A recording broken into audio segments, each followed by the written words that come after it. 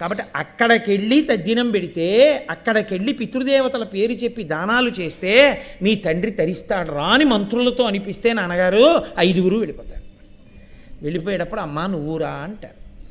వాళ్ళ ధర్మానికి వాళ్ళు కట్టుబడి వెడితే మన ధర్మం మనకి తెలుసు, వాళ్ళ 6గురిని చంపేయడం తేలికైపోతుంది. ఎందుకంటే వారణావతానికి వెళ్ళారు, ఏదో వాళ్ళ నాన్నగారికి కాస్త పుణ్యకార్యాలు చేసి పిల్లలు వచ్చేస్తారనుకుని భీష్ముడు, ద్రోణుడు, విదురుడు మొదలైన వాళ్ళందరూ యామరి ఉంటారు, పట్టించుకోరు. అప్పుడు మనం చంపేయచ్చు. కాబట్టి ఇది మీరు బయట పడకండి.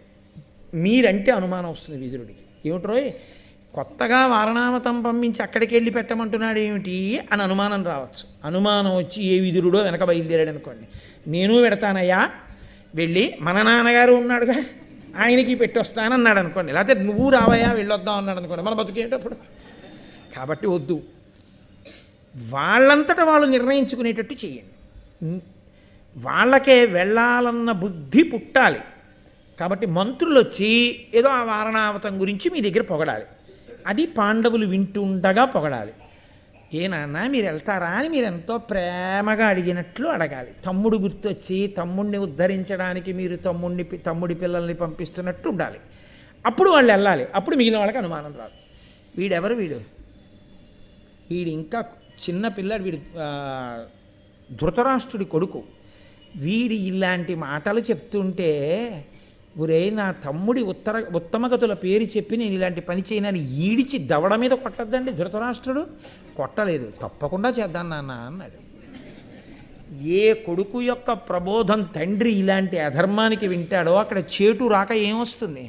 పెద్దరికాలు వయసు చేత రావు, పెద్దరికాలు ముందు పుట్టడం చేత రావు. పెద్దరికం వచ్చేది పరిణితి చేత వస్తుంది. ఆ పరిణితి ఎక్కడుంటుందో అక్కడ పెద్దరికం ఉంటుంది. కేవలం వయసు చేత అన్ని వేళలా పెద్దరికాన్ని ఇవ్వడం చాలా కష్టం. నేను మన్నింపబడదనుగాక. కాబట్టి అలా చేద్దామని ఆ మంత్రుల్ని పిలిపించి ఒక రోజున ఆ వారణావతం గురించి గొప్ప స్తోత్రం చేయించాడు. గంగా తీరం, ఎటువంటి ప్రదేశం, ఎటువంటి జలపాతాలు, ఎటువంటి చెరువులు, ఎటువంటి అరణ్యాలు, ఎటువంటి పుష్పాలు, ఎటువంటి పక్షులు, ఎటువంటి క్రూర మృగాలు, అక్కడ వేటాడాలి, పాపం ఆ ప్రజల్ని రక్షించాలి. ఇవన్నీ వీళ్ళని యువరాజువు కాబట్టి నీ కర్తవ్యం సుమా అని చెప్పించడం. అన్నీ చెప్పించిన తర్వాత అకస్మాత్తుగా కొద్దిగా కళ్ళమ్మట నీళ్లు పెట్టేసుకున్నట్టు ఉత్తరీయంతో ఇలా తుడిచేసుకుని పాండురాజు గుర్తొచ్చి అయ్యో ఈ పిల్లలు వెళ్ళి పాండురాజుకి చేస్తే బాగుండు అనిపించినట్టుగా, ఎంత ప్రణాళికో చూడండి. నిజంగా అంతకన్నా దారుణమైన రాజకీయం ఇంకేముంటుందండి అని అన్నాడు. పాండుకుమారులం పిలువ పంచి సుహృన్నివహంబు నొద్ద ఆ పాండుతలంచి నిర్గళిత బాష్ప కరాళ కపోల యుగ్ముడై పాండు మహీషు కంటే అతి భక్తుల మిమ్మొకడేను పంచదన్ పాండు యశోర్థులారా ఇది పథ్యము కాగా తలంపుడు ఆత్మలోన్. ఆ వారణావతాన్ని గురించి తాను కూడా వినడం వల్ల తనకేదో స్ఫురణకొచ్చినట్టుగా 5గురిని దగ్గరికి పిలిచి, నాన్న ఇలా దగ్గరికి రండి, నువ్వు వచ్చారో లేదో కనపడదుగా, ఓసారి తడివి చూసి పాండుకుమారులం పిలువ పంచి సుహృన్నివహంబునొద్దన పాండుతలంచి, ఏదో పాండురాజు తనకి గుర్తొచ్చినట్టుగా, మా తమ్ముడు ఏమిటో నాకన్నా చిన్నవాడు, నాకు చెయ్యవలసినవాడు వాడు అని ఇంకా మిగిలిన మాట రానట్టుగా, కంఠం గాద్గదికమైపోయినట్టుగా, కన్నులంబట నీరు తెచ్చేసుకుని ఉత్తరీయంతో కళ్ళు తుడిచేసుకుని చాలా బాధపడిపోతూ, అయ్యో పెద్దనాన్నగారు ఎందుకండి అలా కుమిలిపోతున్నారు, బాధపడకండి పెద్దనాన్నగారు అనిపించుకుని, నాన్న మీరు పాండురాజు కొడుకులరా, నా తమ్ముడిని తలుచుకుంటే నా మనసు పొంగిపోతుందిరా నాన్న. నేను ఒక్క మాట చెప్తాను, ఇది కాదనకండి. నా తమ్ముణ్ణి ఉద్ధరించడం నా వలన కాదు, అన్నగారిగా కొడుకే చెయ్యాలి, చెయ్యవలసినటువంటి కర్తవ్యం. అది కొడుకు చేస్తేనే అందేది. అందుకని నాన్న నేను మిమ్మల్ని అడుగుతున్నాను, ఇలా అడిగానని ఏమనుకోవద్దు, నా తమ్ముణ్ణి ఉద్ధరించండిరా. మీరు వారణావతానికి వెళ్ళి అక్కడ బ్రాహ్మణులకు గొప్ప గొప్ప దానాలు అవి చేసి నా తమ్ముడు ఉత్తమగతులు పొందేటట్టు చెయ్యండిరా అని. చూసిన వాళ్ళందరూ అబ్బా ఏమి భాతృభక్తి, ఏమి ప్రేమ నిజంగా పాండురాజు మీద. ఆ పిల్లల్ని పంపించి ఉద్ధరించాలని, ధర్మరాజు వృద్ధిలోకి రావాలని కళ్ళు లేకపోయినా ఎంత విశాల మనస్కుడు రాయి ధృతరాష్ట్రుడు అనుకుంటున్నారు తప్ప ఆయన ఎంత పెద్ద నటుడో, ఎంత గొప్పగా నటించేస్తున్నాడో ఎవరికి తెలుసు. ఇది ధృతరాష్ట్రుని యొక్క నిజస్వరూపం. పెనువేప విత్తు, పైకి దొరకడం. కాబట్టి ఇప్పుడు పాపం వాళ్ళు ధర్మమునకు కట్టుబడతారు. వాళ్ళు అమాయకులు అని మీరు అనుకోకూడదు. వాళ్ళకేమిటో తెలుసా అండి, వాళ్ళు ధర్మమునకు కట్టుబడి ఉంటారు. మా నాన్నగారు తరిస్తారు, మా పెద్ద నాన్నగారు చెప్పారు, అంతే. మా పెద్ద నాన్నగారు చెప్పిన మాట మేము వినాలి. ఇందుకు కదండి ఆర్షధర్మంలో గొప్పతనం ఎక్కడొచ్చిందంటే, తానే డబ్బు ఖర్చు పెట్టుకోవచ్చు, తానే సంబంధం చూసుకోవచ్చు, తానే పెళ్ళంతా చేస్తుండొచ్చు. అన్నగారు 5 రూపాయలు ఇవ్వలేనివాడు అయి ఉండొచ్చు, అయినా తన పేరు వేసుకోడు. అన్నగారి పేరు వేసి తండ్రి లేకపోతే నా తమ్ముడు ఫలానా వాడైనటువంటి వాడి కుమార్తె యొక్క వివాహ సందర్భమున అని అన్నగారు వదిన గారు పిలుస్తారు. ఆ పెద్దరికానికి అంత గౌరవం ఇస్తారు. అది ధర్మం. ఆ కట్టుబడిన ధర్మం నిన్ను కాపాడుతుంది అని. ఆయనకి పెద్దరికం వచ్చిందని మీరు అనుకోకూడదు. నువ్వు కట్టుబడిన ధర్మం నిన్ను కాపాడుతుంది. నువ్వు ఆయనకి పెద్దరికం ఇవ్వడం చేత నువ్వు పెద్దవాడి అవుతావు. నువ్వు పూజ చేయడం చేత నువ్వు పూజార్హుడు అవుతావు. నువ్వు కృతజ్ఞుడు అవడం చేత నువ్వు లోకమునకు ఆదర్శం అవుతావు. కాబట్టి ధర్మమునకు వాళ్ళు కట్టుబడ్డారు. ఇదే వాళ్ళని రక్షిస్తుంది. ధర్మో రక్షతి రక్షితః. ఎవడు ఈ ధర్మాన్ని అడ్డుపెట్టి తన కార్యాన్ని సాధిద్దాం అనుకున్నాడో వాడు పాడవుతాడు. కాబట్టి ఇప్పుడు వాళ్ళు పెద్ద నాన్నగారు చెప్పారు, మా నాన్నగారు తరించాలి, కాబట్టి మేము తప్పకుండా వెడతాం. వెళ్ళి వారణావతంలో మేము చెయ్యవలసినటువంటి పనులన్నీ చేస్తాం. పెద్దనాన్నగారండి మేము ఇప్పుడు బయలుదేరాం. ఏదో చూశాడు ముహూర్తం, చూసి ఇదిగో ఫలానా అప్పుడు బయలుదేరండి. భీష్ముడు విన్నాడు, ద్రోణుడు విన్నాడు, కృపాచార్యులు వారు విన్నారు, విదురుడు విన్నాడు, అందరూ విన్నారు. ఓహో పాపం ఎంత మంచి మాట చేశాడు, ఉత్తరక్రియలన్నీ చేయించాడుగా, పాండురాజు యొక్క అస్థికల కలశ పట్టుకొస్తే అలాగే పాపం మంచి పని చేయిస్తున్నాడు అనుకున్నారు. వాళ్ళు కూడా అనుకున్నట్టున్నారు, అలా అనుకోలేదు. ఎందుకంటే ఆయన కళ్ళ ముందు పుట్టినవాడు ధృతరాష్ట్రుడు. వీడి బుద్ధి ఏమిటో ఆయన నోటితో బయటపడకపోయినా కనిపెట్టలేని అమాయకులు కారు వాళ్ళు. నమ్మినట్టున్నారు, వాళ్ళ పరాకులో వాళ్ళు ఉన్నారు. కాబట్టి ఇప్పుడు వెంటనే తండ్రి చెయ్యవలసిన ఉపకారం తండ్రి చేసేశాడు కదా, అన్నీ వడ్డించి పెట్టాడు. ఇంకా ప్రణాళికని అమలు చేయడం దుర్యోధనుడి కర్తవ్యం. వెంటనే ఆయన పురోచనుడు అనబడేటటువంటి తనకి సన్నిహితుడైన వ్యక్తిని పిలిచాడు. పిలిచి అన్నాడు, నువ్వు వెంటనే కంచరగాడిదలను పూల్చుకుని చాలా వేగంగా అలసట అని భావించకుండా పాండుకుమారుల కన్నా ముందే నువ్వు వారణావతానికి వెళ్ళిపోవాలి. ఈ కార్యసిద్ధి అగుడును నీ కథమున అఖిల దారుణీ రాజ్యము నాకేకాధిష్ఠితమగు, ఇది నీకును నిత్యోపభోగ నిలయమ కాదే. నువ్వు నా కార్యాన్ని సాధించు, నీకు నిత్యము భోగమే. రాజ్యం నాదవుతుంది, నీకు నిత్యభోగం వస్తుంది. ఏం చేయాలో తెలుసా నువ్వు చేయవలసింది? నువ్వు తొందరగా పాండుకుమారులైనటువంటి పాండవులు వచ్చే లోపలే వారణావతానికి వెళ్ళిపోవాలి. వెళ్ళిపోయి లక్క, మద్ది బంక, నెయ్యి, నూనె, మట్టి ఈ 5 కలిపి ఇల్లు కట్టాలి. ఇల్లు కట్టి వాటి పక్కనే ఆయుధాగారం పెట్టాలి. ఆయుధాలన్నీ అందులో ఉంచుకుంటారు వాళ్ళు. వాళ్ళ ఆయుధాలు కూడా ఇక మిగలకూడదు.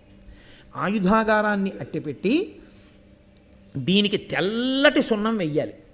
అది పాండువర్ణంలో పౌర్ణమి నాటి చంద్రబింబంలా ఉండాలి ఆ ఇల్లు. పాండుకుమారులు కుంతితో కలిసి ఆ ఇంటిలో ప్రవేశించాలి. ప్రవేశించిన తరువాత అక్కడ వారణావతంలో ఉండే ప్రజలకి అనుమానం రాకూడదు. కొన్నాళ్ళు వాళ్ళని అందులో నువ్వు ప్రశాంతంగా ఉండని. వాళ్ళు నమ్మకం ఏర్పడుతుంది, బాగుంది, హాయిగా సంతోషంగా ఉన్నాం అనుకుంటారు. గాఢ నిద్రపోతారు. ఆ నిద్రలో ఉండగా ఇల్లు అంటించేస్తే అది లక్కతోటి, ఆ తర్వాత మద్ది బంకతోటి, నీతితోటి, నూనెతోటి, ఇవి కలిసిన మట్టితోటి, కాబట్టి వెంటనే అంటుకుపోతుంది. ఇంకా ఆ అగ్నిహోత్రం అసలు ఆగేది కాదు, ఉత్తరక్షణం అంటుకుపోతుంది. అంటుకుపోగానే ఇంకా తప్పుకునే మార్గం లేక 5 అందులో కాలి మరణిస్తారు. ఇల్లు అంటుకుపోవడం అనేటటువంటిది ఒక ప్రమాదం. అది ఎందుకు జరిగిందో ఎవరికీ తెలియదు. వార్త ఒక్కటే ఇక్కడికి వస్తుంది, పాండవులు కుంతీ సహితులై మరణించారు. అందరూ ఏడుస్తారు, అంతకన్నా ముందు మేము ఏడుస్తాం, అయిపోతుంది. ఇది నువ్వు సాధించి పెట్టాలి. కాబట్టి ముందు వెళ్ళి అటువంటి ఇల్లు నిర్మాణం చేయి. ఆయన గబగబా బయలుదేరాడు. ఆ పురోచనుడు అక్కడికి వెళ్ళాడు. వారణావతంలో అటువంటి ఇల్లు ఒకదాన్ని నిర్మాణం చేసేసాడు. పాండవులు పెద్దనాయన గారి ఆజ్ఞ ప్రకారంగా బయలుదేరి రథాల్లో వెడుతున్నారు. ఆ హస్తినాపురంలో ఉన్న వాళ్ళు అనుకున్నారు, పాండురాజు గారి ప్రతిరూపమైనటువంటి ఈ 5 పాండవులు ఇక్కడ ఉన్న కారణం చేత నిత్యం మనం అందరం ఎంతో సంతోషిస్తున్నాం. ధర్మరాజు యువరాజు అయ్యాడు. అకస్మాత్తుగా 5 కుంతీ సహితులై వారణావతానికి వెళ్ళి ఉండవలసిన అవసరం ఉంది. ఇందులో దుర్యోధనుడి దుర్బుద్ధి లేదు కదా అనుకున్నారు. దాస్తే మాత్రం దాగుతుందండి. ఆయన అన్నాడు, నాకు మంచి పేరు రావడానికి ఈ మధ్య దానాలు బాగా చేస్తున్నాను నాన్నగారు అన్నాడు. దొంగ దానాలు చేస్తే ప్రజలకి తెలియదు. ఎవడు త్రికరణ శుద్ధిగా నిష్కాపట్యంగా చేస్తాడో, ఎవడు దానం చేస్తే ఆ తర్వాత ఏదో దృష్టిలో పెట్టుకుని దానం చేస్తుంటాడో కనిపెట్టలేనంత అమాయకుల ప్రజలు. కాబట్టి ఇప్పుడు బయలుదేరాడు. బయలుదేరితే విదురుడు కొంత దూరం వీళ్లతో పాటుగా వచ్చి ధర్మరాజు గారితో ఎవరికీ అర్థం కాని రీతిలో మాట్లాడాడు. అదో చమత్కారం. కొంతమంది మాట్లాడతారు. ఆ మాట్లాడిన మాటలు ఏమిటో ఆ మాట్లాడిన వాడికి తెలుస్తుంది, ఆ మాటలు విన్నవాడికి తెలుస్తుంది. ఆ పక్కనే కూర్చున్నా ఏమీ తెలియదు. ఏమైంది నిన్న అనుకున్నది అంటాడు. వెళ్ళానండి. కనబడ్డాడు ఆయన. కలిశారు. నేను పంపించానని చెప్పావా? అయ్యో మీరు పంపించారని చెప్పగానే ఎంత సంతోషపడిపోయాడోనండి. తప్పకుండా చేసేస్తానన్నాడు. మీరు అనుకున్న దానికన్నా ముందే చేస్తానన్నాడు. చాలా సంతోషం, ఎందుకైనా మంచిది ఇంకోసారి వెళ్ళి కలు, తప్పకుండా నేను కలిసి మళ్ళీ మీతో మాట్లాడతానన్నాడు. ఇది విన్నాడు పక్కవాడు. ఏమైనా అర్థమైందా? ఈయన ఎందుకు పంపాడో, ఆయన ఎవరి దగ్గరికి వెళ్ళాడో, ఆయన ఏం మాట్లాడాడో, ఆయన ఏం చేస్తా అన్నాడో, ఎప్పట్లోపల చేస్తా అన్నాడో, ఎప్పట్లోపల చెయ్యాలో, మళ్ళీ ఈయన ఎవరి దగ్గరికి వెళ్ళాలో, ఎప్పుడు వెళ్ళాలో ఏమైనా అర్థమైందా? ఏమీ అర్థం అవ్వదు. కొందరి మాట తీరు అంత చమత్కారంగా ఉంటుంది. కొంతమంది వాళ్ళే ప్రశ్న వేసుకుని వాళ్ళే జవాబు చెప్తారు. నాకు ఆ విశాఖపట్నంలో ఒక కుటుంబంతో పరిచయం ఉండేది. ఏమిటి ఇలా వచ్చారు, ఎప్పుడు రారు మా ఇంటికి, ఇలాంటి వారు ఇలా వచ్చారు. అవును పాపం మీకు ఖాళీ ఏముంటుందండి, నిజమే పాపం, ఏదో ఎప్పుడూ ఇబ్బందిలో ఉంటారు, ఏం వస్తారు, మీ అమ్మగారు వాళ్ళు అందరూ బాగున్నారు, ఎందుకు బాగుండరు మీ అమ్మగారు, మీ అందరూ భక్తి కలిగిన కూడా సంతోషంగా. ఆవిడే ప్రశ్న ఆవిడే జవాబు. 20 నిమిషాలు ఆవిడ మాట్లాడాక నేను వెళ్ళొస్తానండి అన్న తర్వాత, అవును పాపం మీరు ఎక్కడ కూర్చోడానికి ఎక్కడ, చాలా సంతోషం ఇన్ని విషయాలు చెప్పారని. ఇన్ని విషయాలు నేనేం చెప్పాను? ఆవిడే ప్రశ్న వేసుకుని ఆవిడే చెప్పేసి. అలా ఒక్కొక్క తీరు. మీరు చెప్దామన్నా వినేది ఉండదు. ఎందుకంటే వాళ్ళకి ఆ ధోరణే. వాళ్ళు చెప్పారే చెప్తారు తప్ప మీరు చెప్పేది వాళ్ళు వినరు అసలు. మీరు ఒకవేళ నేనండి బస్సు అని, ఆ బస్సు అంటే గుర్తొచ్చింది, మొన్న ఏమైందో తెలుసా అని చెప్పి, అయ్యి బాబు అది అయ్యేటప్పటికే మీకు ఇలా 10 మాటలు చూసుకో. సరే అయిపోయింది కానండి, ఏం లేదు మా నాన్నగారు, మీ నాన్నగారు అంటే గుర్తొచ్చింది అయ్యో అని మళ్ళీ ఏదో చెప్తారు. ఆఖరికి విసిగెత్తి మా తమ్ముడు పంపిస్తానులేండి అని మీరు వెళ్ళిపోవాలి. ఒక్కొక్కరి మాట తీరు ఒక్కొక్కటి. అందులో విదురుడు చాలా చమత్కారి, మహానుభావుడు, గొప్ప ధర్మం తెలిసున్నవాడు. ఎవ్వరికీ తెలియని విషయాన్ని వ్యూహరచన చేశానని దుర్యోధనుడు అనుకుంటున్నాడు. ఎవ్వరికీ తెలియకుండా వాడు ఏది చేస్తుంటాడో అది ఆయన కనిపెట్టాడు. కనిపెట్టి వాడు ఇది చెయ్యడానికి బహుశా ప్రణాళిక వేసి ఉంటాడు. వేసిన ప్రణాళికలో ప్రమాదము ఈ 2 రూపాల్లో ఉంటుంది. అందుకని ఈ 2 విషయంలో యామరకుండా ఉండని చెప్పేది, ఎవరికీ అర్థం కాకుండా చెప్పాడు. అది ఏం చెప్పాడంటే, అగ్ని విషయంలో, విషం విషయంలో జాగ్రత్తగా ఉండు ధర్మరాజా అని చెప్పాడు. నువ్వు ఉండడం కాదు, మిగిలిన తమ్ముళ్ళు అమ్మని కూడా జాగ్రత్త, ఈ 2టితో జాగ్రత్తగా ఉండు. దుర్యోధనుడు నిన్నేం ఉత్తినే పంపలేదని చెప్పాడు. అది ఇంత ప్రకటనంగా అర్థమయ్యేటట్టు చెప్పలేదు, ఏదో మాట్లాడినట్టుంది ఆ మాట తీరు. కానీ విదురుడు అనవసరంగా మాట్లాడ్డాడు. విదురుడు వచ్చి మాట్లాడుతున్నాడంటే గ్రహించవలసిన సారం ఉంది. అది ధర్మరాజు గారి శీలంలో వైభవం ఏమిటో తెలుసా అండి? భారతంలో ఎదటి హృదయాన్ని 2 రెళ్ళు 4 ఎంత ఖచ్చితమో అంత ఖచ్చితంగా అంచనా వేస్తాడు. అది ఆయన శక్తి ధర్మరాజు గారిది. అంత ఖచ్చితంగా అంచనా కడతాడు. ధర్మరాజు గారు అమాయకుడు కాడు భారతంలో, మీరు అది గుర్తుపెట్టుకోవాలి. ఆయన చాలా గడుసరివాడు. ఆయన ఎదుటివారి మనస్తత్వాన్ని లెక్క కట్టడంలో ధర్మరాజు తర్వాతే. కానీ ధర్మమునకు కట్టుపడతాడు అంతే తప్ప మోసము కాపట్యమో ఆయన దగ్గర ఉండవు. ఆయనకు ఉండే గొప్పతనం అయింది. విదురుడు మాట్లాడుతున్నాడు, తనతో పాటు వచ్చి ఏదో ఉంది. విదురుడు మాట్లాడుతున్నాడంటే తన అభ్యున్నతిని కోరేవాడు, మహానుభావుడు, గొప్ప ధర్మమూర్తి. ఏం మాట్లాడుతున్నాడని చాలా జాగ్రత్తగా విన్నాడు. కుంతి వింటోంది. పాండవులు వింటున్నారు, వాళ్ళకేమీ అర్థం కాలేదు. వెళ్ళినప్పుడు జాగ్రత్తగా ఉండండి. మనం అక్కడికి వెళ్ళాం కదా, ఇంకా అదే పనిగా తిరుగుతూ ఉండకండి. ఓ వేటాడుతుండడం, ఇంటికి వచ్చి ఓ తినేస్తుండడం, అది తినేయడం ఇది తినేయడం చేసేయకండి. ఏది పడితే అది తినేస్తే ఎందులోనైనా ఉండకూడదు ఏదైనా ఉంటే నీకే కాదు అందరికీ ఉపద్రవం వస్తుంది. ఆ విషం కలిసిపోతూ ఉంటుంది. ఒకసారి జాగ్రత్తగా ఉంటుండండి. ఏదో పిచ్చి మాటల్లో మాట్లాడేస్తున్నాడు. విషము వలన అగ్ని వలన ప్రమాదం ఉండే అవకాశం ఉందని చెప్తున్నాడు. ఇందులో పసిగట్టాడు ధర్మరాజు గారు. కుంతీదేవికి అనుమానం వచ్చింది.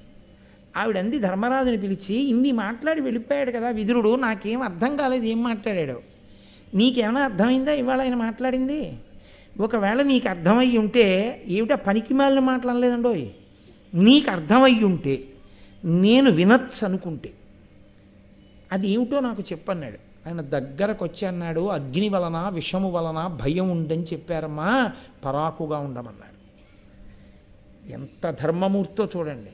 ఏ విదురుడికి తెలియకుండా అక్కడికి తీసుకెళ్ళి చంపాలనుకున్నాడో, ఈ భీష్మద్రోణులకు తెలియకూడదనుకున్నాడో అది విదురుడు పసిగట్టాడు. అంతటి మహాబుద్ధిమంతులు ఆ రోజుల్లో. కాబట్టి వెళ్ళిపోయారు. వెళ్ళిపోయిన తర్వాత వారు తాత్కాలికంగా వేరొక ఇంట్లో ఉన్నారు. వీరి కొరకు నిర్మింపబడినటువంటి విడిది ప్రవేశం చేస్తే అక్కడే ఉండాలి చాలా కాలం. కాబట్టి చాలా కాలం అక్కడ ఉండవలసిన ఇల్లు కాబట్టి ఒక సుముహూర్తం చూసుకొని అందులోకి వెళ్ళారు. బ్రాహ్మణులను తీసుకొచ్చి పుణ్యాహవాచనం చేసి ఓ కొబ్బరికాయ కొట్టుకుని గుమ్మం దాటి ఆ ఇంట్లోకి వెళ్ళారు. లాక్షాగృహంలోకి, ఆ లక్కతో కట్టబడినటువంటి ఇంట్లోకి వెళ్ళగానే అబ్బా చాలా బాగుంది ఇల్లు, ఎక్కడా లక్కతో కట్టినట్టు తెలియదు. ఎందుకంటే పైన అంతా జాగ్రత్తగా సున్నం వేసేశారు. లోపలికి వెళ్ళగానే ధర్మరాజు గారు భీముణ్ణి దగ్గరికి పిలిచాడు. దగ్గరికి పిలిచి చెవిలో అన్నాడు, ఈ గృహ కుజ్యంబులు లాక్షాగర్భములు ఆజ్య తైల గంధులు మరి శాస్త్రాగార సమీపము మాయాగృహమగునిది అవశ్యమగ్నేయంబై. భీమా, ఈ ఇంటిని కట్టినప్పుడు మట్టితో, మద్ది బంకతో, లక్కతో, నూనెతో, నీతితో కట్టారు. కాబట్టి ఈ ఇంటికి పక్కనే ఆయుధాగారాన్ని పెట్టారు. ఈ ఇంట ఎక్కడైనా నిప్పు రవ్వ తగిలితే ఈ ఇల్లంతా వెంటనే కాలిపోతుంది. కాబట్టి ఈ ఇంట అగ్నిహోత్రంలో మనని కాల్చడానికే ఈ ఇల్లు నిర్మించారు. నువ్వు చాలా జాగ్రత్తగా గోడ దగ్గరికి వెళ్ళి పరికిస్తే నీతి వాసన వస్తోంది గమనించు అన్నాడు. కాబట్టి అగ్ని ప్రమాదం ఉంది, మనకి పొంచి ఉంది, ఇదే విదురుడు హెచ్చరించాడు అన్నాడు. అంటే భీముడు అన్నాడు, దిక్కుమాలిన దుర్యోధనుడు అన్నీ ఇలాంటి పనులే చేస్తాడన్నయ్యా, అసలు మనం ఈ ఇంట్లోకి రాకముందు ఎక్కడున్నామో అక్కడికి వెళ్ళిపోయి ఈ ఇంటికి రాత్రి మనమే నిప్పెట్టేద్దాం అన్నాడు. అంటే అది ధర్మరాజు అంటే. ఆయన ఏమన్నాడో తెలియదు. బలం భీముడిది, ధార్మికమైన ఆలోచన ధర్మరాజుది, నడిపిస్తాడు. వీళ్ళు వశవర్తులు అవుతారు ఆ ధర్మానికి, అక్కడుంది విజయం అంతా. ఆయన అన్నాడు, ఇది ఎవరు కట్టించారు? మనకి విడిది అని ధృతరాష్ట్ర మహారాజు కట్టించాడు. ధృతరాష్ట్రుడెవడు? మన పెదనాన్న.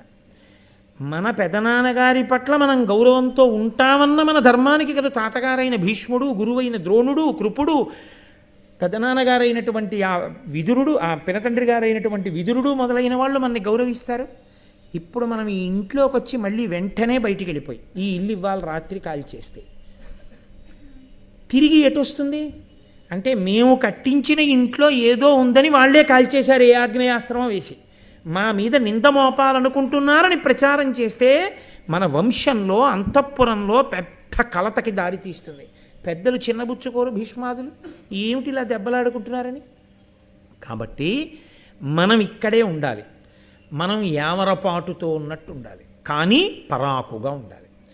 పగలింట్లో ఇక్కడ ఉండకూడదు, పగలంతా వేటాడడానికి వెళ్ళిపోవాలి, రాత్రి తిరిగి రావాలి. మనం నిద్రపోతున్నామని వాళ్ళు అనుకోవాలి. మనం నిద్రపోతున్నట్లు ఉంటూ అత్యంత పరాకుగా మన జాగ్రత్తలో మనం ఉండాలి. ఎవరైనా నిప్పంటిస్తారేమో చూసుకుంటూ ఉండాలి. అంటే వాళ్ళు నిద్రపోయింది ఏమైనా ఉందా ఇంకా ఇంట్లో? పగలంతా అసలు ఆ ఇంట్లో ఉండకుండా వెళ్ళిపోయేవారు వేటకి. బాగా చీకటి పడిన తర్వాత ఇంటికి వచ్చేవారు. దీని మీద పురోచనుడు చేసిన ఆలోచన ఏమిటో తెలుసా అండి? ఒకవేళ కుంతి పాండవులు కలిసి ఆ ఇంట్లో ఏం మాట్లాడుకుంటున్నారో తెలుసుకోవడానికి, కుంతీదేవికి ఉపకారం చేయడానికి, ఉపచారం చేయడానికి పెట్టినట్లుగా 5 కొడుకుల తల్లి అయినటువంటి ఒక బోయవనితని ఆ ఇంట్లో పెట్టాడు. ఆవిడ కూడా ఆ ఇంట్లోనే పరిచారిక కాబట్టి పడుకుంటుండేది. ఆవిడ పని ఏమిటంటే కుంతీదేవితో వీళ్ళ ఐదుగురు ఏం మాట్లాడుతున్నా, వీళ్ళ ఐదుగురిలో వీళ్ళు ఏం మాట్లాడుకుంటున్నా ఆవిడ వినేది. విని పురోచనుడికి చెప్తూ ఉండాలి. అంటే వీళ్ళు ఏమైనా అనుమాన పడుతున్నారా, సరిగా పడుకుంటున్నారా, ఏమైనా అనుమానంతో జాగ్రత్తగా ఉంటున్నారా, అన్నీ ఆవిడ కనిపెట్టాలి. కాబట్టి ఆవిడ కనిపెట్టినప్పుడు ఆవిడ కనిపెట్టగలిగిన ప్రజ్ఞకి దొరకనంత జాగ్రత్తగా వాళ్ళని వాళ్ళు కాపాడుకుంటూ పాండవులు జాగ్రత్త పడుతున్నారు. పడుకున్నట్టు పడుకుని పడుకోకుండా ఉంటున్నారు. పడుకోకుండా ఉండడం చాలా కష్టం అవసరమండి. బాగా అలిసిపోయి ఇచ్చిన తర్వాత ఉత్తిని అలా కళ్ళు ముద్దామన్నారంటే ఏమైనా అయిపోవచ్చు. తెల్లారే వరకు నిద్రపట్టే ఇచ్చి అంతే. మీరు చెప్పలేరు ఎంత జాగ్రత్తగా ఉండాలి. ఆవిడ చూస్తూ ఉంటుందని వీళ్ళకి తెలుసు. కాబట్టి కొంతకాలం గడచింది. ఈలోగా విదురుడికి నిర్ధారణ అయిపోయింది. అక్కడ ఆయన కనిపెట్టేశాడు. లాక్షాగృహ నిర్మాణం జరిగింది, అందులో పాండవుల్ని కుంతితో కాల్చేయబోతున్నారు అని. ఆయన ఒక కనకుణ్ణి పంపించాడు. కనకుడు అంటే గొప్పులు తవ్వగలిగినటువంటి వాడు. పంపించు ఆయన రహస్యంగా ధర్మరాజు గారి దగ్గరికి వచ్చాడు. అయ్యా, ఏదో ఒక రోజు రాత్రి ఇల్లు అంటిస్తారు, అసలు మీరు బయటికి వెళ్ళడానికి అవకాశం ఉండదు. కాబట్టి నన్ను విదురుడు పంపాడు, నేను ఇక్కడి నుంచి సొరంగం తవ్వుతాను. సొరంగం అంటే అంత తేలిగ్గా ఏమి ఉండదు, నడవడానికి దానికి కటిక చీకటి. మీరు ఈ ఇల్లు ఎప్పుడు అంటింపబడుతుందో అప్పుడు కుంతీదేవితో సహితంగా మీ అందరూ కూడా సొరంగ మార్గంలో జాగ్రత్తగా అరణ్యంలోకి వెళ్ళిపోవాలి. వారణావతంలో ఎక్కడా కనపడకూడదు. కాబట్టి అరణ్యంలోకి సొరంగం వెళ్ళిపోయేటట్టుగా నేను చాలా వేగంగా తవ్వేస్తాను సొరంగాన్ని, మీరు ఆపద వచ్చినప్పుడు అందులోంచి వెళ్ళిపోండి అని చెప్పాడు. అలాగేనన్నారు. ఆయన ప్రతిరోజు తవ్వి అరణ్యం వరకు సొరంగాన్ని తవ్వేశాడు. తవ్వేసిన తరువాత ఒకానొక రోజున ఫాల్గుణ మాసంలో కృష్ణపక్ష చతుర్దశి తిథి వచ్చింది. బాగా చీకటిగా ఉంది. ఆ రోజున విశేషమైనటువంటి పూజ.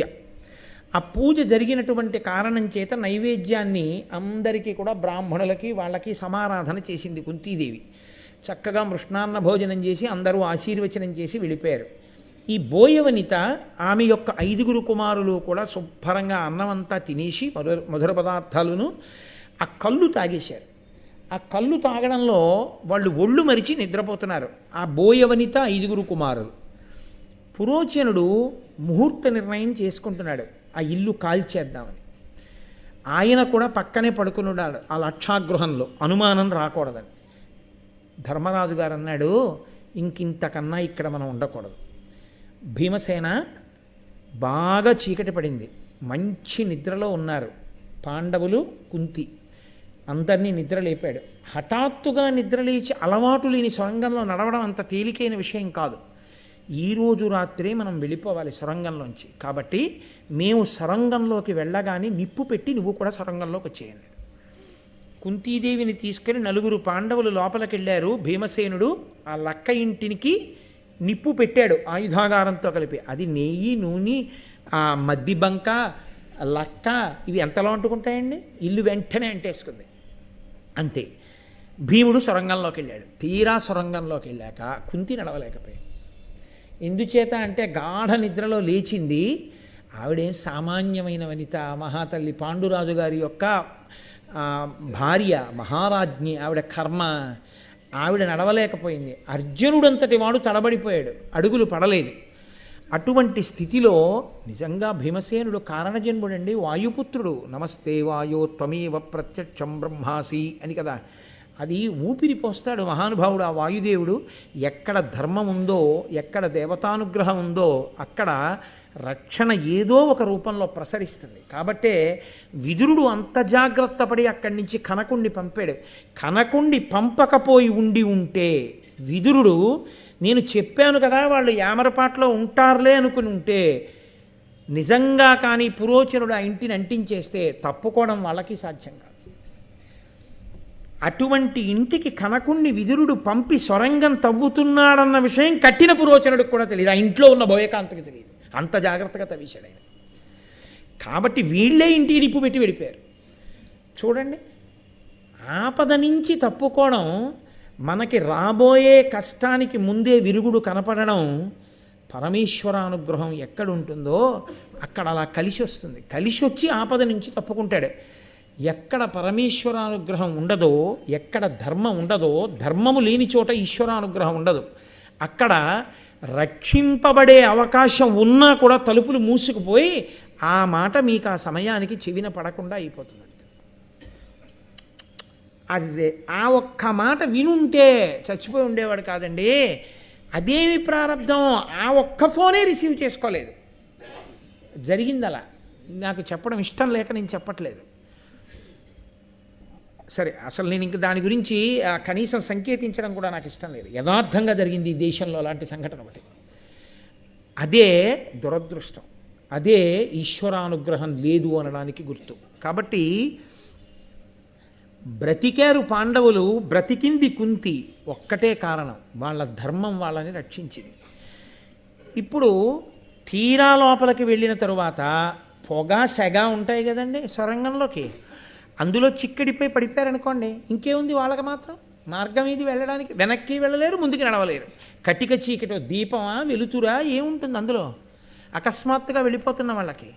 కడునిద్రగానక తొడరుచు వడిగొని నడవంగ నేరక తడయుచున్న నిరిగి చెచ్చెర తల్లి అరకట నిడి ధర్మసుత విజయుల తన వితత బాహు యమళంబు నెక్కించి యముల నుత్సంగంబు లెక్కించుకొని భీముడక్కజముగ నరిగెడురయమున తరులు సాల్వడి మ్రొగ్గ పదఘట్టనంబుల చదిసి రాలు నురుముగాగ ఇట్లు నెరయంగా సత్వంబు మెరసి రాతిరెల్ల నొరక పవన తనయుడరిగే పవలు సనినట్లు చీకటి ఎనక ముండ్లు గండ్లు ననక తెరలి. ఆ గబగబా నడవలేక పడిపోతున్నటువంటి కుంతీదేవిని ఎత్తుకుని ఇలా మెడల మీద వేసుకున్నాడు. ఏదో ఉత్తరీయాన్ని ఇలా తీసి ఇలా వేసేసుకుంటారు చూశారు, అలా కుంతీదేవిని తీసి ఇలా మెడ మీద వేసేసుకున్నాడు. ధర్మరాజు గారిని అర్జునుణ్ణి తీసుకుని 2 భుజాల మీద ఎక్కించేసుకున్నాడు. నకులుణ్ణి సహదేవుణ్ణి 2 చేతులతో ఎత్తుకుని తన ఒళ్ళో కూర్చోపెట్టుకున్నట్టుగా పట్టుకుని ఎంత వేగంగా వెళ్ళిపోయాడంటే ఆ కటిక చీకట్లో ఆ సొరంగంలో ఆయన వెడుతూ ఉంటే ఆయన శరీరపు రాపిడికి కొమ్మలు విరిగి పడిపోయి ఆయన పదఘట్టనలకి శిలలు పిండైపోతుండగా అత్యంత వేగంతో పగటిపూట అనాయాసంగా నడిచి వెళ్ళిపోయిన వాడు వెళ్ళిపోయినట్టుగా సొరంగ మార్గంలో చాలా తొందరగా అరణ్యానికి చేర్చేశాడు. ఇంతటి బాహుబలం మహానుభావుడు ఈశ్వరుడు అటువంటి స్థితిని ఏర్పాటు చేశాడు. అయితే సొరంగ మార్గంలో అలా ఎక్కించుకుని అలా పట్టుకుని వెడుతూ ఉంటే ఒళ్ళోకి నకుల సహదేవులు ఉన్నారు, ఈ మోచేతులు. అందున మోచేయి కొట్టుకుందనుకోండి అలా ఇలా ఉంటుంది. ఆ సొరంగం విశాలంగా తవ్వుతారేమిటి, అది మోచేతులకు కొట్టుకుంటుంటే ఎంతసేపు తీసుకెళ్ళగలడు. కానీ ఆయన బలం అటువంటిది. అందుకే పుట్టగానే శిలలు భిన్నమైపోయాయి. ఆయన మోచేతుల ఒరిపిడికి శిలలు గుండలైపోయి కింద పడిపోయి ఆయన పగటిపూట వెళ్ళినట్టు నడిచి వెళ్ళిపోతుంటే ముళ్ళు రాళ్ళు ఇవన్నీ పిండైపోయి చెట్ల కొమ్మలు విరిగిపోయి అంత వేగంగా కటిక చీకట్లో గంగానది దక్షిణ తీరానికి తీసుకెళ్ళి ఈ 5గురిని ఆమరునాటి సాయంకాలం వరకు నడిచాడండి మహానుభావుడు. ఏ సామాన్యమైన నడక నడిచారనుకుంటున్నారా? అమ్మయ్యా బతికాం 5గురం తల్లి అని వీళ్ళని ఇంత ఎత్తుకుని తీసుకొస్తే వాళ్ళు బడలిపోయారు. ఆ కుదుపులు ఎత్తుకు తీసుకొచ్చిన వాడు సంతోషంగా ఉంటాడు. అది భీమబలం అంటే. పరమేశ్వరుడు ఎంతంత గొప్ప స్థితిని, ఎక్కడ ధర్మం ఉందో అక్కడ ఇవన్నీ ఉంటాయండి. ధర్మం ఒక్కటే. అందుకే సమస్త వాంగ్మయము యొక్క ప్రయోజనం ఒక్కటే. ధర్మాన్ని పట్టుకో, ధర్మాన్ని పట్టుకో, ధర్మాన్ని పట్టుకో. నువ్వు ధర్మాన్ని ఒక్కదాన్ని పట్టుకో, నీకు అన్నీ కలుగుతాయి. నువ్వు ధర్మాన్ని ఒక్కదాన్ని విస్మరించి ఏవి పట్టుకో నిన్ను రక్షించవు. కాబట్టి అది మనకి నిరూపణం చేస్తారు ఇటువంటి ఘట్టాల్లో పెద్దలు. కాబట్టి ఇప్పుడు ఆయన తీసుకెళ్ళి అరణ్యంలో పడుకోబెట్టాడు. ఆ ఇల్లు కాలిపోతోంది. వారణావతంలో వాళ్ళందరూ సంతోషించారు, పాండవులు కుంతి వచ్చారని. వాళ్ళు పరుగు పరుగున ఆ లక్షాగృహం దగ్గరికి వచ్చారు. అరే రే పాండవులు 5గురు కాలిపోయారు, కుంతి కాలిపోయారు. పాపం గబగబా ఇంట్లోకి వెళ్ళే ప్రయత్నం చేశారు, కానీ అది అంటుకున్నటువంటి కొన్ని నిమిషములలో కాలిపోతుంది. కాబట్టి కాలిపోయి బూడిదైపోయింది. అయిపోయిన తర్వాత వీళ్ళు గబగబా లోపలికెళ్ళి ఏది కుంతి శవం ఏది పాండవుల శవం అని వెతికారు. వెతికితే ఆ బోయకాంత ఆమె 5గురు కుమారుల యొక్క అస్థిపంజరాలు ఉన్నాయి. అవే కుంతి 5గురు కుమారుల అస్థిపంజరాలు అనుకుని వారణావతంలో ఉన్న వాళ్ళందరూ ఏడ్చారు. ఎవడా ఇల్లు కట్టాడో ఆ పురోచనుడు కూడా కాలి మరణించాడు. 5 పాండవులు కుంతి చచ్చిపోయారని లోకమంతా అనుకుంది. కనకుడు మాత్రం ఎవరు గొయ్యి తవ్వాడో ఆయన లోపలికి వెళ్ళి చూశాడు. ఈ 5 కాకుండా ఇంకేమైనా ఉన్నాయా మృతదేహాలు? లేవు. సొరంగంలోంచి వెళ్ళిపోయినటువంటి జాడ కనపడింది. ఓ, పాండవులు చేరిపోయారు, చాలు. ఆయన కూడా బూదిలో ఏదో వెతుకుతున్నట్టుగా నటిస్తూ సొరంగం బయటపడింది అనుకోండి. ఇదేమిటి ఇక్కడ సొరంగం ఉందని కొంతమంది అందులోంచి వెళ్ళి చూస్తారు. ఆ సొరంగాన్ని బూదితో కప్పేశాడు వెతుకుతున్నట్టుగా. దాంతో అక్కడ సొరంగం ఉందన్న విషయాన్ని కూడా ఎవరు చూడలేదు. అందరూ చచ్చిపోయారు అనుకున్నారు. ఓ భీతాహ అన్న మాట ఉంటుంది కదండి, ఇంకా అందులోకి ఎవడెళ్తాడు. అందుకని అందరూ బయటకు వచ్చేసారు. ఈ వార్త వెంటనే ధృతరాష్ట్ర మహారాజుకు ముందెళ్ళిపోయింది, దుర్యోధనుడికి చేరిపోయింది. అంతే, ఇంకేముంది? లోపల సంబరాలు, పైకి విచారాలు. ఎంత విచిత్రమైన స్థితి అయిపోయింది. పన్నాగం నెరవేరిపోయింది అని పరమ సంతోషాన్ని పొందేశారు. అక్కడ ధృతరాష్ట్ర మహారాజు సభలో ఉన్నాడు. ఇది విని ఏమీ తెలియనటువంటి వాళ్ళ బాధిత శత్రువర్గులకు పాండు కుమారుల దుఃఖవార్తమర్చాధములైన సౌబల దివాధి వసూనుల అప్పుడు దుర్యోధనుడాదిగా గల సుతులున్న సభన్విని దుఃఖితాత్ముడై ఆ ధృతరాష్ట్రుడా వరచిన ఎట్లరిచెన్ వివిధ ప్రలాపుడై. కర్ణుడు, దుర్యోధనుడు, దుశ్శాసనుడు, శకుని మొదలైన వాళ్ళు తనకి కావలసిన వాళ్ళందరూ చుట్టూ కూర్చునుండగా వార్త వచ్చింది. లాక్షాగృహం కాలిపోయింది. ఒక ఆడదాని అస్థిపంజరం, 5 పురుషుల యొక్క అస్థిపంజరాలు దొరికాయి. 6 అస్థిపంజరాలు ఉన్నాయి. పక్కన పురోచనుడు కూడా కాలిపోయాడు. ఈ వార్త వినగానే లోపల ఎంత ఆనందపడిపోయాడో, పైకి ఆవరిచినట్టు అరిచాడు. నన్నయ్య గారు అన్నారు, ధృతరాష్ట్రుడు ఆవరచినట్ల రచన్ వివిధ ప్రలాపుడై. లోపల సంతోషం, అది ఆగక ఏదేదో అంటున్నాడు. ఏదో పెద్ద బాధ వచ్చేసిన వాళ్ళ, అయ్యో పాండవులు 5 చచ్చిపోయారు రా, కుంతి చచ్చిపోయింది రా అని ఏదో పెద్ద ఆవు చూడండి ఆందోళనతో. ఆవు అరిస్తే గమ్మత్తుగా ఉంటుందండో, మీరు ఎప్పుడైనా గమనించారో లేదో? అదేంటే చూశారు, అదేంటే యువర్ అటెన్షన్ ప్లీజ్ అంతేగాని మనం అటువైపు దృష్టి పెట్టాం. ఆవు అరిస్తే మీ దృష్టి లేకుండా అటు ఎడుతుంది. మీరు ఎప్పుడైనా గమనించండి. అందులో 2nd ఫ్లోర్ లాంటి ఫ్లోర్స్లో అపార్ట్మెంట్లో ఉన్న వాళ్ళకి ఇది బాగా అనుభవం ఉంటుంది. ఎందుచేతంటే ఆవు దూడ కనపడలేదనుకోండి, ఆ సందు మొదట్లో నించుని అంబా అని అరిచినప్పుడు ఆ చివర అంబారామంలో మామూలుగా ప్రసన్నంగా ఏదో సంతోషంగా ఉండి దూరంగా మీరు తోటకూరలు పట్టి కట్టపట్టి ఎంతకీ తీసుకురాకపోతే అంబా అంటుంది. దూడ కనపడలేదనుకోండి, ఆ చివర ధ్వని ఆందోళన తెలుస్తుంది, అంబా అంటుంది. అది మీకు అబ్బా ఏమిటి అలా అరుస్తోంది ఆవు అనిపిస్తుంది.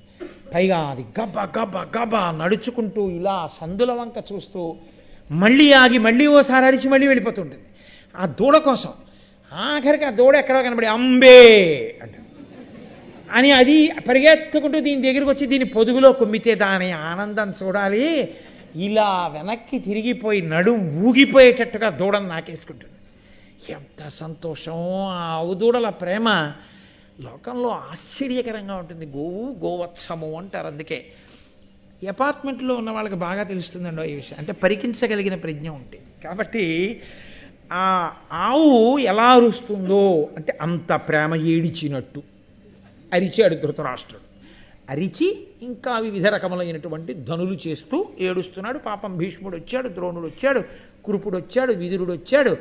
ధృతరాష్ట్రుడు ఎలా ఏడుస్తున్నట్టున్నాడో అలాగే ఏడుస్తున్నట్టు విదురుడున్నాడు. అక్కడే ఉన్నారు ఏడుస్తున్నట్టున్న వాళ్ళు.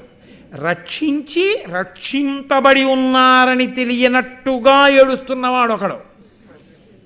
తాను భక్షిద్దామనుకున్న వాళ్ళు భక్షింపబడలేదని తెలియక భక్షింపబడ్డారనుకుని ఏడుస్తున్న వాళ్ళు కొందరు. ఇది అన్నీ తెలుసున్నవాడు ఈశ్వరుడు. ఎవరు ఏడవాలో అందరూ ఏడుస్తున్నారు. కానీ ఏడిచిన వాడిని చూసి దొంగ ఏడుపు ఏడుస్తున్న వాళ్ళు కొందరు. దొంగ ఏడుపులో లోపల సంతోషంతో దొంగ ఏడుపు ఏడుస్తున్న వాళ్ళు కొందరు. ఇద్దరికీ లోపల సంతోషమే. అమ్మయ్య వాడు బతికేశారని దొంగ ఏడుపు ఒకళ్ళది, అమ్మయ్య వాళ్ళు చచ్చిపోయారని దొంగ ఏడుపు ఒకళ్ళది. మొత్తానికి సభలో మాత్రం ఏడుపులు ఉన్నాయి, కానీ 2 వర్గాలు ఉన్నాయి ఏడుపుల్లో. ఎంత విచిత్రమైన సంతాప సభలండి! లోకంలో ఇప్పటికీ లేవు. ఎన్ని చోట్ల కనపడవు ఇలాంటివన్నీని.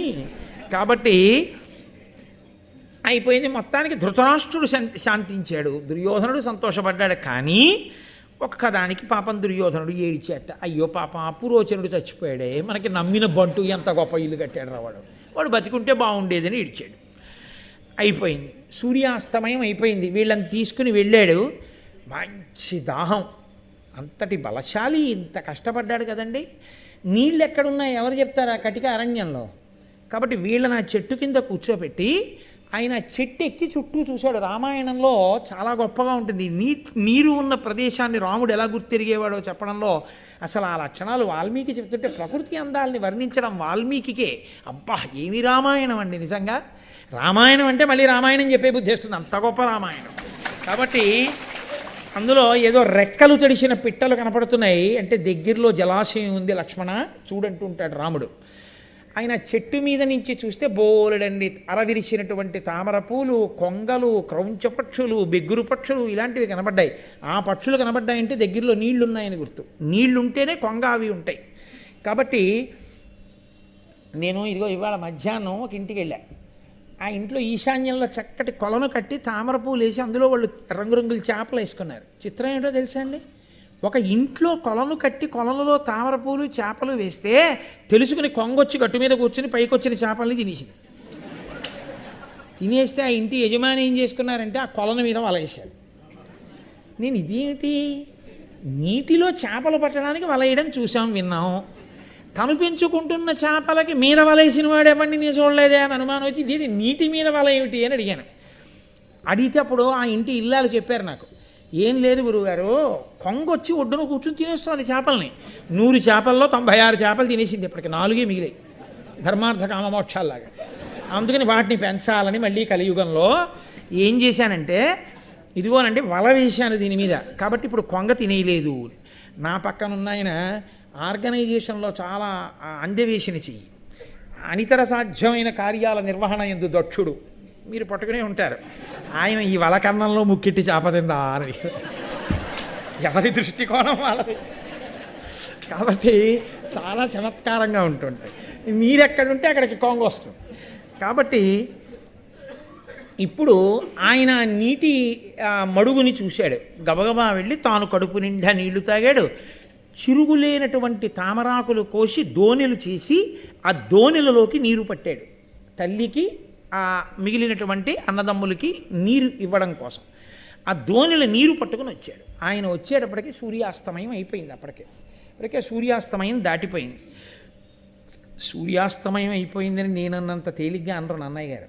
సూర్యోదయ సూర్యాస్తమయాల గురించి చెప్పవలసి వస్తే దాని మీద ఉన్నటువంటి భక్తి చాలా గొప్పగా ఉంటుంది. ఋషితుల్యులైన వాళ్ళకి ఆ సంధ్యావందనం మీద అంత అనురక్తి ఉన్న వాళ్ళు సూర్యోదయ సూర్యాస్తమయాల్ని చూసే దృష్టికోణం వేరుగా ఉంటుంది. వెంటనే అన్నయ్య గారు అన్నారు, ధరణీ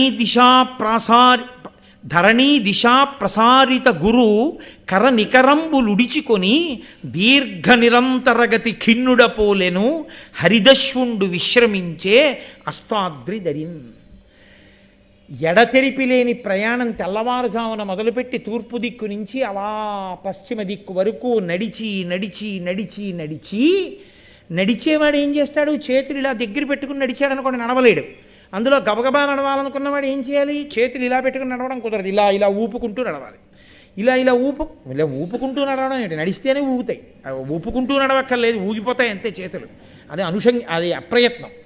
కాబట్టి ఇలా ఊపుకుంటూ నడిచినప్పుడు ఈ చేతులు ఎంత దూరం వెళ్ళగలవో అంత దూరం తడుగుతాయి. ఇలా వెళ్తున్నప్పుడు ఇక్కడ ఏదో అడ్డుందని తగలదండి, కాబట్టి తడుగుతాయి. సూర్యనారాయణమూర్తి చేతులు కిరణములు కరములు అవి ఎక్కడి వరకు తడుగుతాయి, లోకాన్నంతటినీ తడుగుతాయి. ఆయన నడుస్తున్నంతసేపు నడిచి నడిచి అలిసిపోయిన వాడు ఏం చేస్తాడు, పడుకున్నప్పుడు అది గుహ ఏమీ చూడ్డం, పడుకుని ఈ కాళ్ళు దగ్గరికి పెట్టేసుకుని చేతులు 2 ఇలా దగ్గరికి పెట్టేసుకుని ఇలా పడుకుంటాడు. ఇంకా నిద్రలో ఇలా విస్తారంగా ఇలా చాపి పెట్టడం, ఇలా దగ్గరికి లాగేస్తాడు. తెల్లవారకట్ట నుంచి సాయంకాలం వరకు నడిచి నడిచి అలిసిపోయిన సూర్యుడు పశ్చిమాద్రి అనబడేటటువంటి గుహలో కాళ్ళు చేతులు దగ్గర పెట్టేసుకు పడుకున్నాడా అన్నట్టుగా ఇంకా కిరణములు కనపడడం మానేసేయటం. అంటే కాంతి తరిగిపోయింది, చీకటి పడిందనడానికి ఆయన ఎంత గొప్పగా తీసుకొచ్చారో చూడండి. అంటే ఆ సూర్యాస్తమయాన్ని అంత తాదాత్మ్యతతో కంటికి కనపడే భగవత్ స్వరూపం కదండి అది. తిక్కన గారు ఎంత గొప్పగా వర్ణిస్తారో ఆ సూర్యోదయ సూర్యాస్తమయాల్ని. కాబట్టి అలా సూర్యాస్తమయం అయిపోయింది. ఇంత జాగ్రత్తగా తీసుకొచ్చిన భీముడి కన్నా ఎత్తుకు తీసుకురాబడినటువంటి పాండవులు, మిగిలిన పాండవులు కుంతి బడలిపోయారు. వాళ్ళు ఎక్కడి వాళ్ళు అక్కడే, నిద్ర సుఖమెరగదు, ఆకలి రుచి ఎరగదు. వాళ్ళు ఆ బడలికకి ఆ చేతులకి తల కింద చేతులు పెట్టుకుని ఎవరు దొరికితే చంపేద్దామని చూడబడుతున్నటువంటి పాండవులు, ధర్మరాజు, అర్జునుడు, నకులుడు, సహదేవుడు, నలుగురు, కుంతీదేవి నిద్రపోతున్నారు. వచ్చి చూశాడు భీముడు. ఎంత బాధ కలిగిందో, ఇంత అలిసిపోయి నిద్రపోతున్నారు, లేపి నీళ్లు తాగండి అన్నం ఎందుకు, లేచాక తాగుతారులే అనుకున్నాడు. అది చాలా ప్రేమతో కూడిన మాట తెలుసా అండి. అమ్మ మీరు చూడండి, ఎప్పుడైనా అమ్మ నోటి వెంటే వస్తాయి ఆ మాటలు. ఏదో ప్రయాణం చేసి వస్తాం, రాత్రి 9ంటికి వెళ్ళిపోతాం కదా, వెళ్ళిపోయిన తర్వాత గబగబా ఉందిలే ఇంత ఉప్మా చేసి పెట్టేస్తాను తినేసి పడుకుందరు కానంటుంది. ఏదో కారణానికి ఆ బస్సు ఎక్కడో చీకట్లో ఆగిపోయి మళ్ళీ బయలుదేరి రాత్రి ఇంటికి వచ్చేటప్పటికి 12 అయిపోయింది అనుకోండి. అమ్మ అమ్మ ఆకలమ్మ ఆకలమ్మ ఆకలమ్మ అని ఇంట్లో దిగిన పిల్లలు ఇంటికి రాగానే అమ్మ ఉప్మా చేస్తుందా, అమ్మ మజ్జిగిస్తుందా ఇవి చూడరు. సోఫాలో ఓడిపడిపోతాడు, మంచం మీద ఓడిపడిపోతాడు, ఆ చెప్పులు ఇప్పేసి వాళ్ళు ఎక్కడి వాళ్ళు అక్కడే అలా పడుకొని నిద్రైపోతారు. నిద్రపోతే అమ్మ అప్పుడు ఇంకా ఉప్మా చేయదు, గబగబా పాలు కాచేసి ఇలా ఇలా తొరిపేసి చల్లార పెట్టేసి ఉప్పు అని ఊదేసి ఆ పాలు పట్టుకొచ్చి పిల్లల్ని చూసి, పాప అమ్మ ఆకలి ఆకలి ఆకలి అన్నారు, ఎంతలా నిద్రపోతున్నారో, పోన్లే ఇంక రేపు ఇద్దాం పడుకొని అంటుంది. రాశీభూతమైన ప్రేమ ఉన్న చోటే ఆ మాట వస్తుంది. అది అమ్మలోంచి వస్తుంది ఆ మాట. సాధారణంగా ఏమి ఎక్కడైనా అమ్మ అమ్మే లోకంలో. అలా భీముడు ఆ పాండవుల్ని కుంతిని చూసి, అయ్యయ్యో ఎంత నిద్రపోతున్నారో, రాళ్ల మీద ముళ్ళ మీద పడి నిద్రపోతున్నారు, చెట్టు కింద కటిక నేల మీద, లేచాక తాగుతారులే అని ఆ దొప్పలు అక్కడ పెట్టి చూసి ఆయన అనుకుంటున్నట్ట, త్రిభువన సామ్రాజ్య శ్రీ ప్రభుడగు ధర్మాత్మజుండు ప్రాకృత జనునట్లు అభిరూక్షతలంబున ఇట్లు అభిభూతుండగునే నిద్ర అతి ఖిన్నుండై. 3 లోకములను పరిపాలించవలసినటువంటి వాడు, యవ్వరాజ్య పట్టాభిషేకమై అయినవాడు, కురు సామ్రాజ్యానికి యువరాజు, బడలిపోయి ఇంత ఆపద నుంచి బయటపడి కటిక నేల మీద అరణ్యంలో ఒక చెట్టు కింద తన చెయ్యి తాను తలగడాగా పెట్టుకుని, అయ్యో క్రూరమృగాలు వచ్చి ఎత్తుకుపోతాయేమో అని కూడా మర్చిపోయి అలుపెరగకుండా ఇలా నిద్రపోతున్నాడా అని అమ్మ వంక చూశాడు. ఆ అమ్మ పడుకుని నిద్రపోతుంటే అమ్మ పొట్టలో రాళ్ళు గుచ్చుకుని ఉన్నాయి. ఆ పొట్ట చూడగానే తానే గుర్తొచ్చాడు, తన తమ్ముళ్ళు అన్నా గుర్తొచ్చారు. మమ్మల్ని కన్న కడుపు పాండు మహారాజు గారి యొక్క పత్ని అమ్మ, అలా పడుకున్నావా అనుకున్నాడు. ప్రేమ అన్న మాటని నన్నయ్య గారు భీముడి కళ్ళతోళ్ళలోంచి చూసి మాట్లాడతారు. అందుకుని ఋషితుల్యుడయ్యాడు మహానుభావుడు. ఆ ప్రేమలు, ఆ హృదయాలు అవి అత్యద్భుతం అండి. పేదరికం అనుభవించిన అన్నదమ్ములు, అక్క చెల్లెళ్ళు అందరూ అలా కలసిమెలిసి ఉన్న రోజులుంటాయే, అవి ఎంత ఐశ్వర్యవంతులైన తర్వాత కూడా మీరు చూడండి, వాళ్ళు కలిసి కూర్చున్నప్పుడు మళ్ళీ వాళ్ళు కోరుకునేది ఏమిటో తెలుసా? ఏమీ వద్దు కానీ కాస్త వంకాయ పచ్చి పులుసు చేసి కంది పచ్చడి చెయ్యి అని. ఒరేయ్ గుర్తుందా, మనందరం కలిసి అమ్మ మనం ఆ రోజుల్లో కూరలు ఎక్కువ తెచ్చుకోవడానికి నెలాఖరులో డబ్బులు లేకపోతే అమ్మ కూరలు లేవు అని కూడా అనకుండా చక్కగా ఉన్న ఒక పెరట్లో ఉన్న 2 వంకాయలు కాల్చి పచ్చి పులుసు చేసి కందిపప్పు పచ్చడి చేసి అమ్మ రుబ్బుతుంటే ఎంత ఘుమఘుమలాడిపోయేదో. వేడన్నం మీద కంది పచ్చడి వేసి అమ్మ నెయ్యేసి మనం కలుపుకుని ఆ పచ్చి పులుసు కలిసి నంచుకు తింటుంటే అమ్మ మనకి పెడుతుంటే అలా తినేవాళ్ళం రా. ఇవాళ కంది పచ్చడి వంకాయ పచ్చి పులుసు తిందాను రా. వాళ్ళందరూ కూర్చుని ఇప్పుడు వాళ్ళ ఆగర్భ వాళ్ళు ఇప్పుడు ఐశ్వర్యవంతులు. వాళ్ళు ఆ కంది పచ్చడి ఆ వంకాయ పచ్చి పులుసు నంచుకు తినడంలో ఎంత సంతోషపడిపోతారు. ఆ ఒకనాటి పేదరికం ఒకనాటి స్మృతిలో ఆనందదాయకమైపోయి కూర్చుంటుంది. తీర్థయాత్రకు వెళ్ళినప్పుడు పడినటువంటి కష్టం అపురూపంగా చేసిన దర్శనం, అవదనుకున్న దర్శనం ఇంటికి వచ్చేసిన తర్వాత బాల్కనీలోకి వచ్చిన గుర్తొచ్చినప్పుడు ఎంతో సంతోషంగా ఉంటుంది కదండి. అలా ఆయన కుంతి వంక చూసి అంటున్నాడు, ఇది నిండు మనసు, అత్యంత ప్రేమ, వెన్నపూస. ఇంత బలవంతుడిలో అంత వెన్నపూస లాంటి మనసుంది. అంతటి బలవంతుడు దుర్యోధనుడిలో అంత కఠినమైన మనసుంది. ఇది తేడా.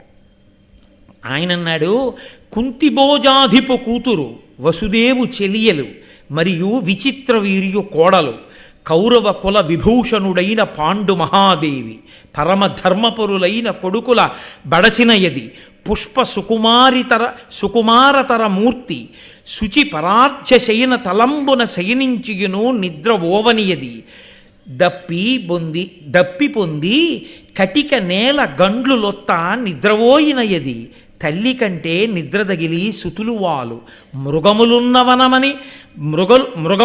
వనమని వగవక మరచియుండిరి ఏమి మాట్కియొక్కో అన్నాడు. భీముడి భావన అలా పద్యం కింద పడిపోయిందండి నన్నయ్య గారికి. కుంతిభోజాధిప కూతురు, కుంతిభోజుని యొక్క కుమార్తె, వసుదేవుని యొక్క చెల్లెలు, విచిత్రవీర్య మహారాజు గారి కోడలు, కౌరవ కులాలంకారుడైనటువంటి పాండు మహారాజు గారి యొక్క దేవి ఇల్లాలు, పరమ ధర్మపరులైనటువంటి 3 కొడుకుల్ని కన్న తల్లి, తన సవతి యొక్క 2 కొడుకుల్ని కూడా తల్లిలా కాపాడుతున్న తల్లి, వెరసి 5 ధర్మాత్ములకు తల్లి. పువ్వు ఎంత సుకుమారంగా ఉంటుందో అంత సుకుమారతరమైన శరీరము కలిగినటువంటి తల్లి, శుభ్రంగా వేసినటువంటి పక్కని చూసి కూడా పడుకునేటప్పుడు అంత బాగా నిద్రపట్టని తల్లి. చాలా గొప్ప మాట సుమండి. మెత్తటి పరుపు అనలేదు, మెత్తటి పరుపు భోగకారకం. శుభ్రమైనటువంటి శయనం అంతఃకరణ శుద్ధికి, తాను ఆ సమయంలో పడుకునేటటువంటి ఆ స్థితికి యోగ్యమైనటువంటి ఉపమానం. ఎంత చక్కటి మాట మాట్లాడుతున్నాడు. మా అమ్మ మెత్తటి పరుపుల మీద పడుకుంటుంది అనలేదు కుంతి గురించి, మా అమ్మ శుభ్రమైన పడక మీద పడుకుంటుంది. అలా వేసిన పక్క పడుకోని అమ్మ. ఆవిడకి ఇప్పుడు పరుపులు అక్కర్లేదు, ఆవిడకి ఇప్పుడు భోగాలు అక్కర్లేదు, పాండురాజు గారు లేరు. ఆవిడ కోరుకునేది ఏంటంటే పక్క మీద దుప్పటి శుభ్రంగా ఉండాలి, తలగడ శుభ్రంగా ఉండాలి, గలీబు శుభ్రంగా ఉండాలి. ఒక కొడుకు దాని చేత బ్రతికిస్తాడండి తల్లిని. తాను ఎంత గొప్పగానైనా అలిసిపోనివ్వండి, అమ్మ పడుకుంటుంటే అమ్మ ఏమిటి ఆ మంచం మీద దుప్పటి ఏంటి మా అంత మాసిపోయింది అంటే తల్లి ఏముంటుందో తెలుసా అండి, ఏం పర్వాలేదు లేరా రేపు మార్చొచ్చు పడుకో, 9:30 అయింది, రోజు 10, 11 అవుతోంది, ఇవాళ ఏదో తొందరగా వచ్చావు కాస్త పడుకో అంటే ఆయన అంటాడు ఏం పర్వాలేదులే పడుకుంటాను కానీ ఒరేయ్ లోపల నుంచి ఇస్త్రీ దుప్పటి పట్టరా అని దుప్పటి తీసేసి దులిపి అమ్మ అటు పట్టుకో అని, లేకపోతే కొడుకుని పిలిచి పట్టుకోమని పక్క బాగా వేసి అమ్మ పడుకో అని అమ్మ పక్కన కూర్చుని ఓసారి అమ్మ చెయ్యట్టుకుని అమ్మ ఏం తిన్నావు ఇవాళ, అమ్మ ఏంటి సంతోషంగా ఉందా, ఇవాళ భీష్మ సినిమా వచ్చిందట టీవీలో చూసావా, నీకు ఇష్టం కదూ పద్యాలు అంటే చూశానురా అని ఆ కొడుకు 4 మాటలు మాట్లాడి పక్క దుప్పటి శుభ్రమైంది వేసి వెళ్ళిపోయాడు అనుకోండి, ఆ తల్లి సంతోషంతో గాఢ నిద్రపోదు. అదే కొడుకు ఏమిటా దుక్కిమాలని దుప్పటి ఇంట్లో ఉంటావు కదా ఏం దుప్పటి మార్చుకోలేవమ్మా నువ్వు అని పడుకున్నాడు అనుకోండి, ఆ తల్లి 3 రోజులు నిద్రపోదు. తల్లి ఆయుర్దాయం పెంచడం కొడుకు చేతిలో ఉంటుంది, తల్లి ఆయుర్దాయం తగ్గించేయడము కొడుకు చేతిలో ఉంటుంది. కొడుకు ప్రేమకి బతుకుతుంది. ఒక స్థాయిలో తల్లిదండ్రులు బతికేది కొడుకు ప్రేమకే బతుకుతారు. ఉన్నారు తెలుసా అండి మహాత్ములు, ఈ ఊళ్ళోనే ఉన్నారు, నేను పేరు చెప్పడం ఎందుకు. తెల్లవారుజామున 6 గంటలకి వెడితే రాత్రి 10 గంటల వరకు నేను చూస్తాను అని అనాలి. కానీ ప్రతిరోజు శివరాత్రిలా ఆయన కోసం ఎక్కడెక్కడి నుంచో వచ్చి వైద్యం చేయించుకోవడానికి ఏ హాస్పిటల్కి వెళ్తే అక్కడే బారులు తీరి నిలబడేటటువంటి పేషెంట్ల స్థితిని పొంది అంత గొప్ప వైద్యుడిగా కీర్తిగాంచినటువంటి మహాపురుషులు ఉన్నారు, ఇప్పటికీ ఉన్నారు కాకినాడలో. ఆయన తెల్లవారుజామున అభిషేకం చేసుకుని అమ్మగారికి అభిషేక తీర్థం అక్కడ పెట్టి ప్రతిరోజు రాత్రి పడుకోబోయే ముందు వెళ్ళి అమ్మ పక్కలో కూర్చుని అమ్మని పలకరించి అమ్మతో కాసేపు మాట్లాడి ఇవాళ బొబ్బట్టేసింది కోడలు తినవమ్మా అంటే ఏం తింటానరా షుగర్ కదా తినది, నీకెందుకమ్మా అని ఓ పెద్ద నవ్వు నవ్వి నువ్వు తినే నేను ఉన్నాను కదా డాక్టర్ని వేసేస్తాను ట్యాబ్లెట్ అని ఓ 2 బొబ్బట్టు ముక్కల నోట్లో పెట్టి ఓ ట్యాబ్లెట్ వేసి అమ్మ చెయ్యట్టుకుని ఒక 5 నిమిషాలు మాట్లాడి వెళ్ళి పడుకున్న కారణం చేత తల్లిగారు 80 సంవత్సరాలు బతికినటువంటి తల్లికి కొడుకై లోకమంత చేత కీర్తింపబడుతున్న మహాపురుషుడైన వాడు ఒకడు ఇప్పటికీ డాక్టర్గా ఈ ఊళ్ళో ఉన్నారు. పేరు నేను చెప్పక్కర్లేని మీరు పట్టుకుని ఉంటారు. ఇంకా నేను పేరు చెప్పవలసి వస్తే అది అమర్యాదే అవుతుంది. కాబట్టి ఉన్నారు పెద్దలు, తల్లిని ప్రేమతో బతికించుకున్న వాళ్ళు ఉన్నారు, ఇక్కడే ఉన్నారు. కనురాపు తగులుతుందని నేను చెప్పట్లేదంతే. వాళ్ళు శతాయుష్కులై ఆ పిల్లల కీర్తి పొందాలి, ఆ తల్లులు అటువంటి వైభవం పొందాలి. కనీసం ఆదర్శవంతంగా చెప్పుకోవడానికి అలాంటి తల్లులు అటువంటి కొడుకులు లోకంలో మిగలాలి. కాబట్టి ఆ కుంతిని చూసి ఆయన అయ్యో శుభ్రమైన పడక మీద పడుకునే తల్లి అంటే అమ్మకి పక్క సర్ది పడుకునే అలవాటు ఉన్నవాడు భీమసేనుడు. కాబట్టి అయ్యయ్యో ఇటువంటి అమ్మ కటిక నేల మీద పడుకుంది.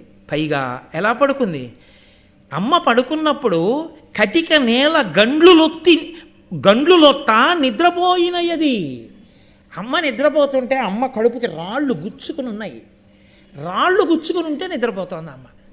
అమ్మా ఎంత అలిసిపోయావమ్మా, ఎటువంటి దానివమ్మా, 5 కొడుకుల ఉండి నిన్ను శుభ్రమైన మంచం మీద పడుకోబెట్టుకోలేకపోయావు.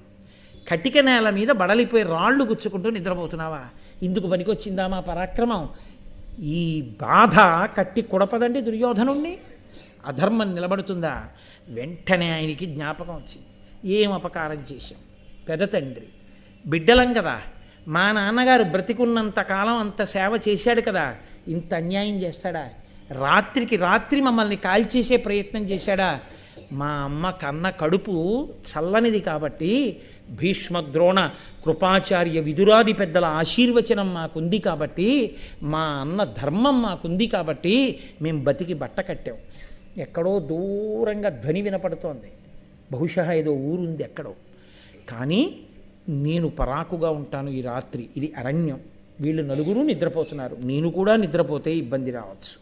కాబట్టి నేను తెలివిగా ఉండి వీళ్ళు హాయిగా నిద్రపోయేటట్టుగా చూస్తాను అని తాను నిద్రపోకుండా హాయిగా నిద్రపోతున్నటువంటి ఆ మిగిలిన అన్నదమ్ముల్ని అమ్మి సంతోషంగా పడుకుంటే నేను రక్షిస్తున్నాననుకుని ఆనందంగా అమ్మయ్యా బతికి బట్ట కట్టామని చెట్టుకి వీపు చేర్చి అలా చూస్తూ ఆలోచిస్తూ సంతోషంగా ఉన్నటువంటి భీమసేనుడు చూస్తుండగా వాళ్ళు నిద్రపోతున్నప్పుడు చప్పుడు చేయకుండా మనం సభని పూర్తి చేసి వాళ్ళు లేచిన తర్వాత రేపు సాయంకాలం మళ్ళీ ప్రసంగం మొదలుపెట్టాం.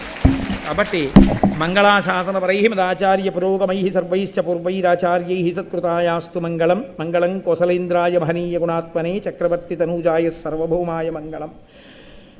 ఉమాకాంతాయ కాంతాయ కామితార్థప్రదాయినే శ్రీగిరీశాయ దేవాయ మలినాథాయ మంగళం. కరచరణకృతం వా కర్మవాక్కాయజం వా శ్రవణనైరజం వా మానసం వాపరాధం విహితం వా సర్వమేత్తక్షమస్వ. శివ శివ కరుణాబ్ధే శ్రీ మహాదేవ శంభో. సర్వం శ్రీ ఉమామహేశ్వర పరబ్రహ్మార్పణమస్తు.